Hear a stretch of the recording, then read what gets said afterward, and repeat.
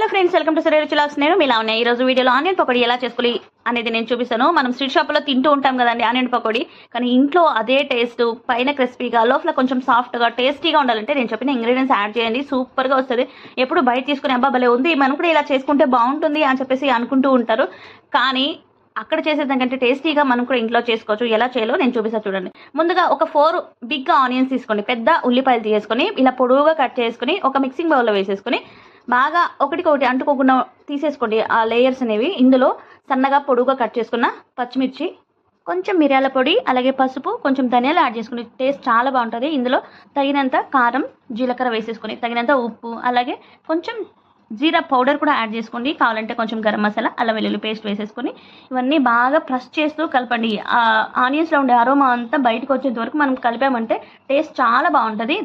ఇలా అంతా కలుపుకొనేసిన తర్వాత వాటర్మే యాడ్ చేయకండి. ఇందులో 1 కప్ అంతా శనగపిండి, 2 టేబుల్ స్పూన్లు అంతా బియ్యం పిండి యాడ్ చేసుకోండి.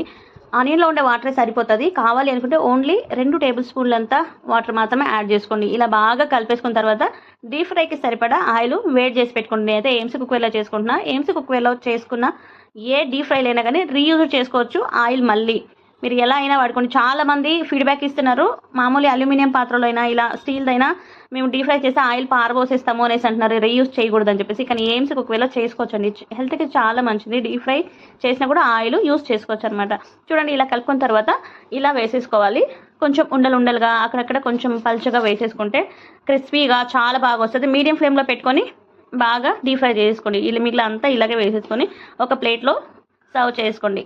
లాస్ట్లో కరివేపాకు కూడా డీప్ ఫ్రై చేసుకుని దానిపైన వేసేసుకొని తింటే చాలా బాగుంటుందండి. ఒకసారి ట్రై చేయండి. కొంచెం పలుచగా, కొంచెం ఉండలుగా అక్కడక్కడ ఇలా ఉంటే సరిపోతుంది. చూడండి, పైన క్రిస్పీగా, లోపల కొంచెం సాఫ్ట్గా. ఇంట్లో కూడా మనం ఈ ఇంగ్రీడియంట్స్ వేసుకొని చేస్తూ ఉంటే స్వీట్ షాపులో తిన్నట్టే ఉంటుంది, అంత బాగుంటుంది అనమాట. మరి ఎందుకు ఆలస్యం, మీరు ట్రై చేసేది వీడియో నచ్చితే లైక్ చేసి షేర్ చేసి అలాగే నా ఛానల్ని సబ్స్క్రైబ్ చేసుకోండి. మీరు ట్రై చేసే తర్వాత మీకు ఎలా వచ్చిందో తప్పకుండా కమెంట్ చేయండి.